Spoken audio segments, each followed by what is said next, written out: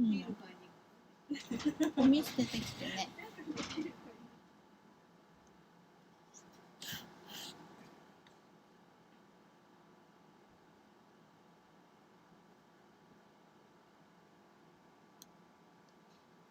チェックチェック、ワン、ツー、マイクチェック。あ、今日は接続状態は非常に良好って書いてあります。よかった。ねえ、なんか先週はね、接続状態も悪かったし、カメラもうまくつなげなくて、ちゃんと配信できなかったんですよ。しかも、その上14分でなぜか突然切れちゃっていて、ねえ、残念だったんです。さあ、もうちょっと待ってから始めようかな。今、59分だから、まだ誰も来てないな。ね。チェックチェック、ワン、ツー、ワン、ツー。こんばんは。タップダンサー振付家の踊る夏子です。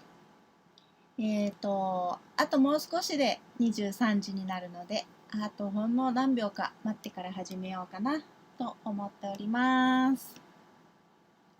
はい。じゃじゃじゃん。あ、23時になりました。はい。それでは改めまして、一人でいる夜にトークアットナイトをして、日曜日の夜に毎週ね、23時からここでお話をしています。タップダンサー振付家の踊る夏子です。Hi, good evening. Thank you for watching. いつもありがとうございます。いつもね、毎週ご覧になってくださる方がいて、私日本語で喋りますけれども、後でまた英訳します。さあ、じゃあね、見てくれる方もいるから少し踊りますね。ポン。これで足が映るかな。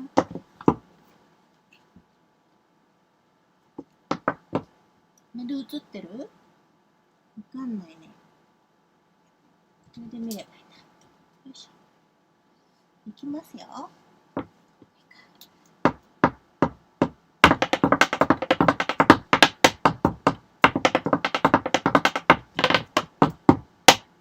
はい。よ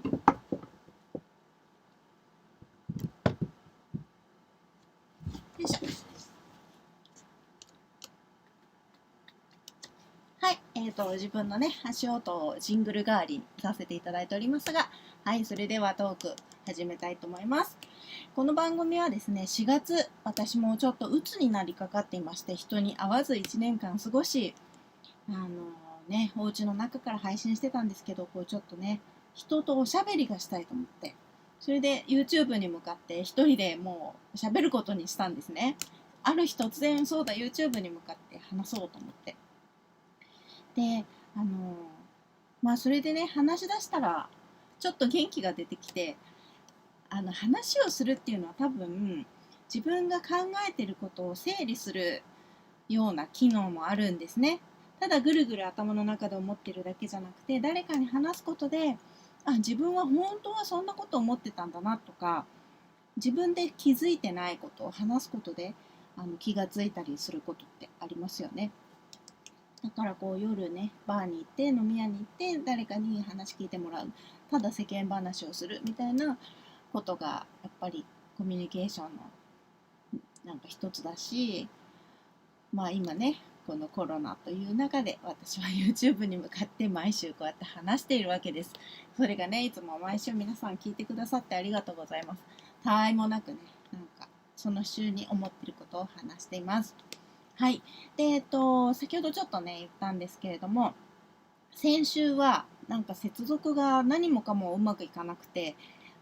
せっかくご覧になってくださったのにすみませんでした。ごめんなさい。なんかカメラも認識されなかったし、YouTube もこうなんか状態が良くなくて、なんかうまくね、配信できなかったし、話の途中で14分で切れちゃってたんですね。残念ながら。ということで、先週の話の続きから話をしたいと思います。私、タップダンサーとして、今ね、活動していますけれども、一番初めに目指したのはね、バレリーナだったんですよ。でもバレエの基礎というのを本当にそれまでやってたことから全部やり直した経験がありまして、19、20、21の3年間、その3年間で基礎を全く本当にちゃんと勉強し直して、体を作り直してっていう、そういう若いね時があったんですね。でその話を途中までしたところで前回の配信が切れてしまっていたので、その時にねすごく重要なことを学んだっていうところが配信できてなかったんです。なのでそこの続きを話します。そんな3年間ほぼ毎日休まずに、元旦以外、元旦っていうのは日本の、ハッピーニューイヤーズデイっていうんですかね、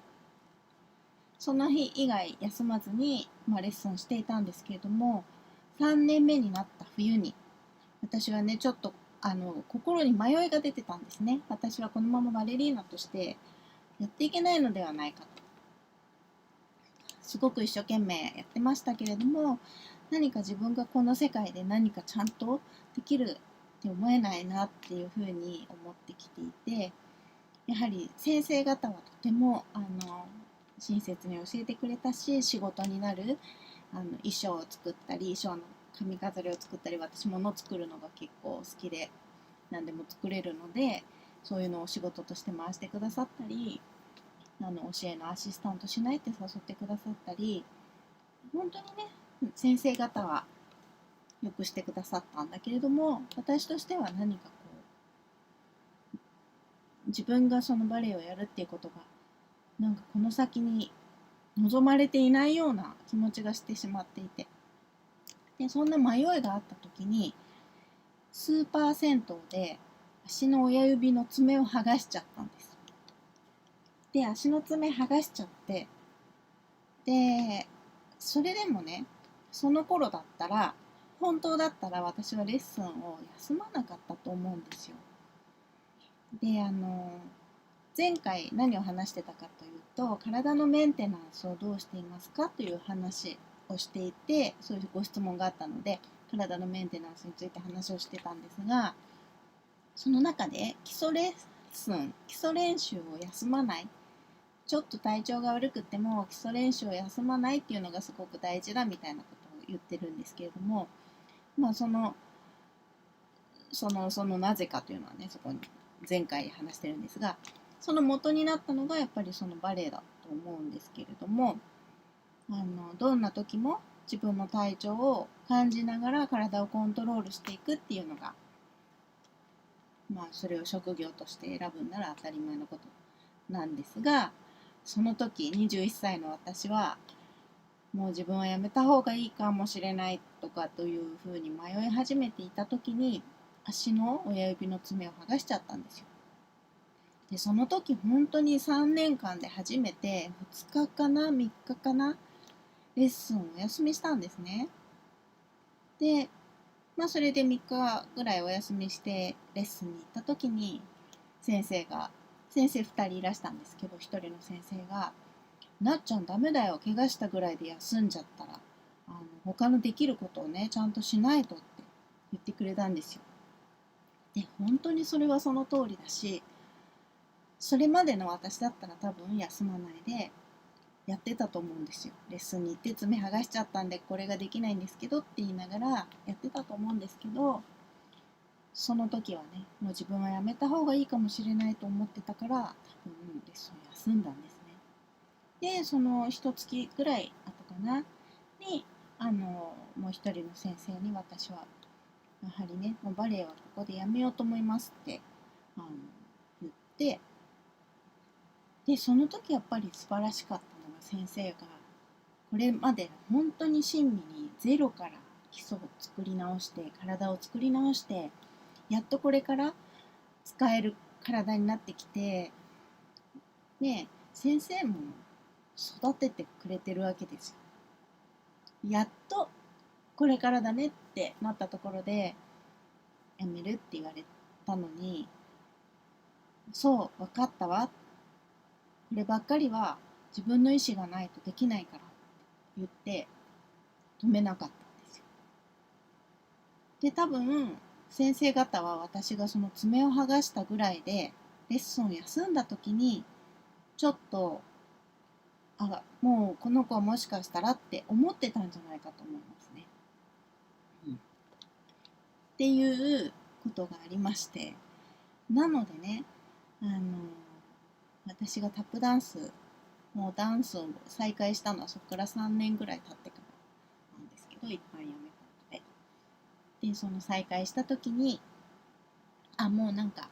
何があってもやめるっていう選択をするのはやめようって思ったし、練習っていうのは自分の都合でやったりやんなかったりするっていうことじゃなくて、やるって決めたらずっと毎日やる。もう調子が悪くてもどっか痛くても何でもちょっとでもいいから毎日やるっていうのはその時に決めたことですね。決めたっていうか、もうそれが当たり前だよなって思ってる。でもね、やはり去年とか私膝の調子が悪くて、でなるべく足を休ませなさいってお医者さんには言われていて、でそういうこともあったので、本当に時間も短く、あとお医者さんがそれは負担ですよっていう動きはやらないように気をつけて、本当に短い時間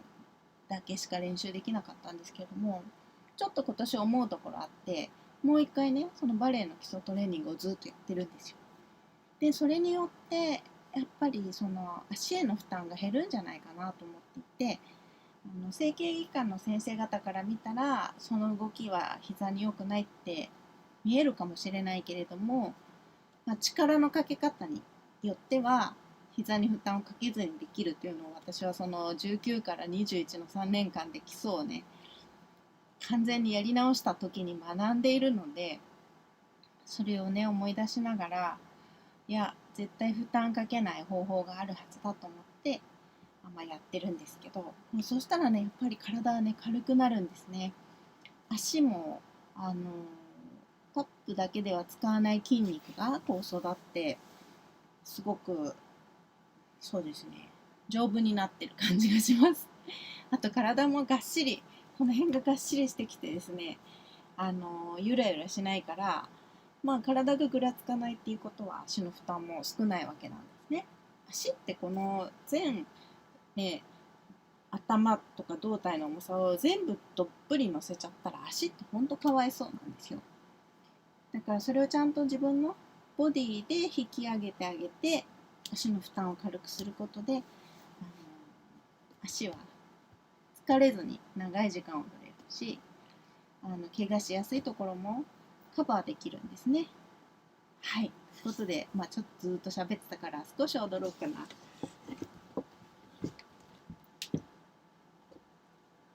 にゃ。よいしょ。よいしょ。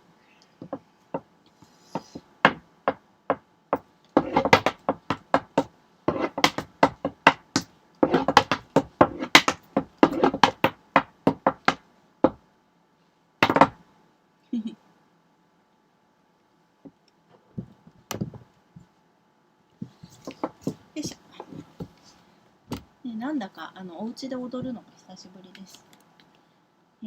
今ね私ずっとバンカートステーションというところにアーティストインレジデンスで滞在創作をしていまして、なのでお家にほとんどいないんです。でそこでね何をしてるかというと、はいこの QR コードをね皆さんぜひ読み取ってください。こちらでね今映像作品としてタップダンス毎週公開していっています。ですのでねこう毎週振り付けをして練習をしてここに公開するっていうことをしています。でこのユニットは私だけでなくて映像ディレクターと一緒にやっているユニットなので、どういうナンバーをやっていくかとか、その辺のディレクションはその映像ディレクターがねやってくれているわけです。やっぱりね私一人では私の幅は広げられないんですよ。やっぱりそういうふうにこういうことが見たいな、こがすごくいいところだよなってこう言ってくださる方がいないと表現っていうのは広がらないですね。っていうのがもう去年1年ずっとうちで一人で踊ってきた感想ですね。去年はまだそれでもいくつかねお仕事いただいてて、振り付けのお仕事があったり、コロナ禍でもこう何かやっていこうっていうことがありましたけれども、今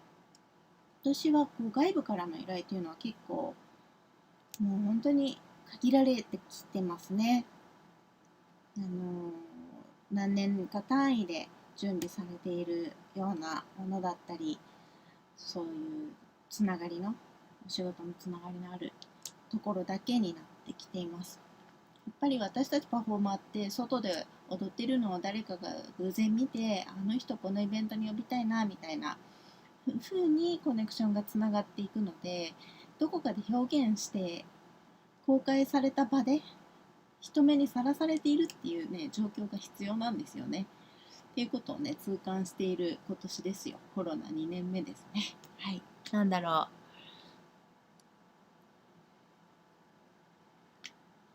何かがあなたのカメラに起こっているとねえ、なんかそうなのかな。なんかちょっとわからないけれども配信を続けますね。カメラに何かが起こっている。ちょっとチャットにお返事をしましょう。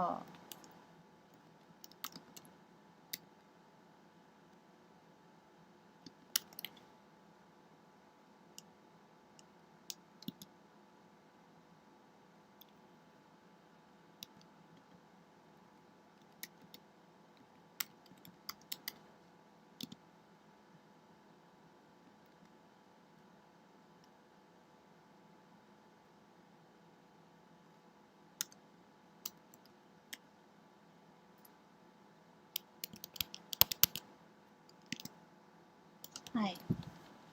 何かカメラに起こってるってね、アドバイスくださったんですけど、実は私、パソコンにもカメラにもね、全然強くないんですね。で、だけど去年、そのコロナになって誰にも会えなくなって、まあ、自分のね、iPhone で YouTube に動画を上げたりとか始めたんですけど、ね、で、やっぱりそういうのを見ていたその映像ディレクターが、いろいろ教えてくださって、今こうやって配信とかしているんですが、何か問題が起きちゃった時にどうしていいか全然わかんないんですよ。なのでせっかくコメントいただいたんですけどわかんないので、とりあえず進めます。はい、とりあえず進めます。はい、そうですね。でまあ今そのディレクターと一緒に作品作ってるっていう話をしましたけれども、本当にそうだなと思うのが、あの自分という体だったり、この素材としての声だったり顔だったり身体もそうですし、あとはそれまで培ってきた経験値による、表現方法だったり、そういうものはある程度ね自分でこうなりたいな、こういう風にできるようになりたいなっていうことを思って自分が必要だと思うことを練習していくわけなんですけれども、やっぱりねそれはあの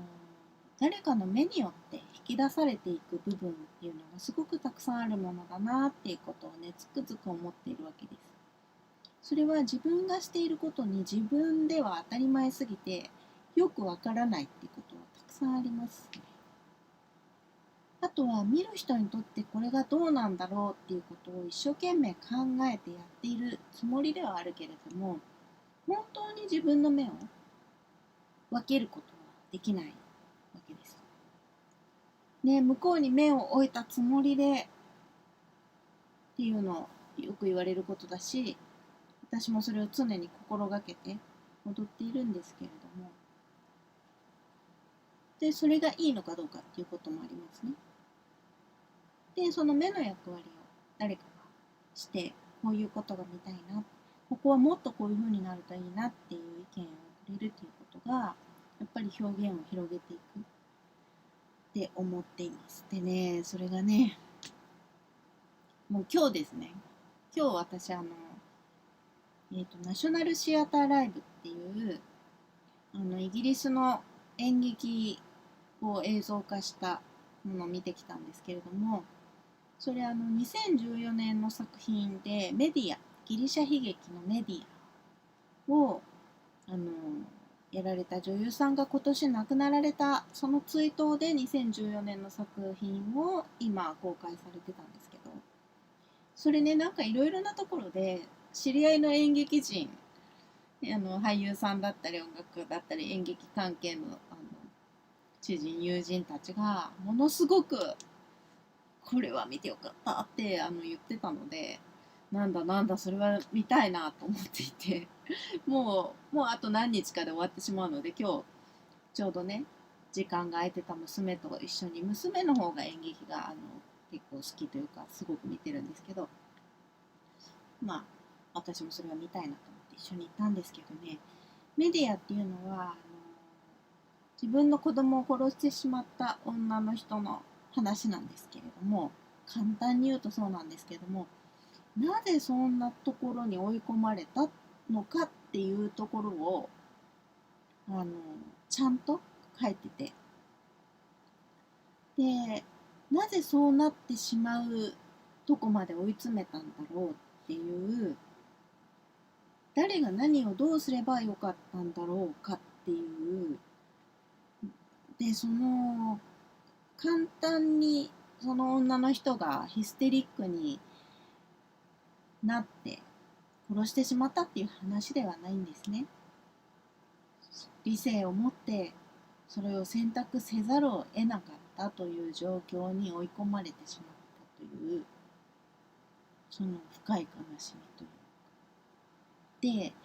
れってギリシャ時代にね書かれて、しかもギリシャ時代って男の人だけが演劇をしていたそうなんですよ。この役を男の人が多分演じてたんですね。それもすごいことだなと思うんですけれども、それは、夫が別の王女と結婚すると言って自分を捨てたと言って、そのなんかこう許せないからという気持ちが高じていって、あの人の子供を殺そうってなるっていう話なんですけれども、それをね、そのギリシャの時代から書かれていて、でそれはやっぱりこの今もありますよね。なんか自分の子供を殺さなくちゃいけない状況っていうのは相当なことですよね。そんなことは選ばないですから。でそこまで追い詰めてしまう状況っていうのが実は現代社会にもありますよね。虐待とかもそうですよね。孤立して本当にどうしようもなくなって、何かそれを選ばざるを得なくなってしまうということがあるんですね。Thank you. I love you. コメントくれてありがとうね。そうなんですよ。で、それ見てきて、本当に演劇としてもすごく素晴らしかったし、演出もそうですし、その演技もね、そこまでできるのかと思ったんですが、それちょっとしたメイキングが、本編始まる前にあって、で、そこで演出が女の方だったんですけど、本当にね、びっくりしましたね、見てて。ここまでやるか、ここまでやるかっていうね、表現のね、あの行き先で、私思ったのは、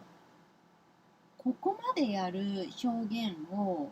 演劇って普通にお客さん入れてやってるから毎晩とかやるわけじゃないですか。でこれはよっぽど体制が整ってないと精神を病んだりするだろうなって思うんですけど、それが安心してできる環境と信頼があって、なんか本当にそこまで表現を引き出すことによって舞台表現がちゃんと社会に何かを提示するものに、ね、なってるなって思ったんです。表現のための表現なんかじゃなくて、その舞台表現でしかできないじゃないですか。小殺しのを体験してごらんっていうことなんかできないわけだから。だからその本当にはできない、体験できないことを舞台というところでちゃんと体験させるためには、そこまで深く心を使って表現するっていうね、その深さがものすごかったです。本当に、だってもう見てて怖くて、もちろん涙は出るし、うわーってなります。でだからやはりそれが疑似体験となって考えるわけですよ。なぜそこまで追い込まれてしまったのかなとか。それが演劇の力だと思うし、その身体表現の力だなと思っていて、で日本ではね、なんかもうこのコロナの中で表現芸術がもうなんか不要不急なものであるみたいな言われ方をされたりとかしていて、まあでも今日見て本当にここまで表現のための表現ではなくて、本当にみんなでちゃんとその問題を体験しようっていうところまで至ってるっていうのは、これはすごいなーって思いました。で自分がね、もうこうやって踊る夏子ですって言って踊ってますって言ってなんか踊ってますけれども、でまあいろいろなことの中でいろいろなことを考えて、形だけでなく踊ろうとしてきている。でもやっぱりそれは一人でできるところはもう限界があって、これ以上もう今日見たそのメディアの舞台みたいな本当の深掘りに至るのは一人では無理なんだなっていうこともね、よくわかりました。やっぱりそれは支え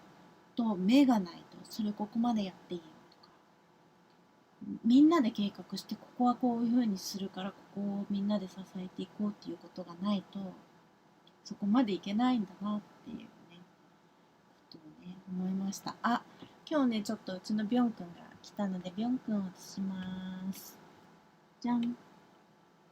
ョン君。こんにちは、ビョン君です。ビョン君はもうね、14歳かな。結構最近おじいさんになってきて、暑いからね、大変だよね。ね、プチョンちゃん。プチョンちゃんも来てるんだけど、映らないですね、今ね。はい、ありがとう。じゃあね、ここで一緒に踊る？踊らない？踊らないか。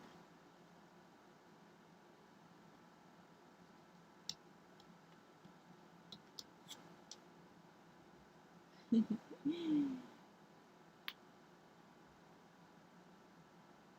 こう行っちゃった。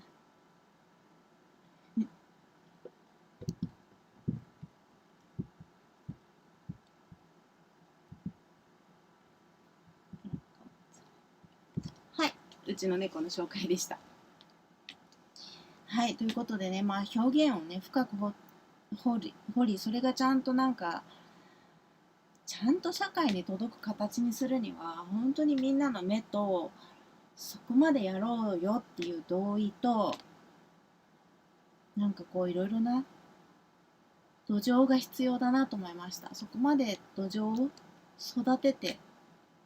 ないといけないよねって、はい、とてもね、思った次第です。そうだ、世の中オリンピックですね。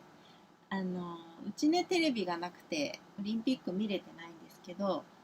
タップダンスがねあったって言ってこう結構みんな喜んで、タップダンサーの人たちはね喜んでると思うんですけど、皆さんご覧になりましたかね。ね、なんかどうだったのかなと思いながら、なかなかね、なんでタップダンスなんだろうとかね、私もよく言われますよね。なんでタップダンスなんですかとか、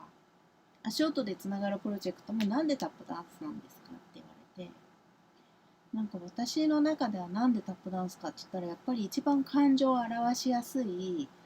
打楽器だなっていうふうに思っているし、その足音っていうだけですはまず感情が表しやすいし、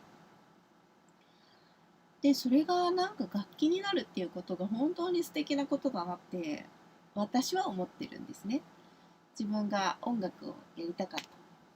ミュージシャンみたいに音楽を奏でたいって思っていて、踊りでそれができるっていうのは本当に素敵なことだなって自分は思っているんですよ。でその音楽って何かっていうのも、前にちょっと話しましたけど、出来上がった音楽だけでもないですよね。自然の音も音楽だし、ね、風の揺れる音や葉っぱのガサガサいう音、そういう私は森の奏でる音も音楽だと思っているし、ね、ちょろちょろ川が流れる音だったりとか、そう、そういうことを木を踏み鳴らすことでなんか表現したいっていうのが私の中にありますね。でそれは、タップダンサーそれぞれね何をやりたいかって違うと思うんですけど、はい、もう時間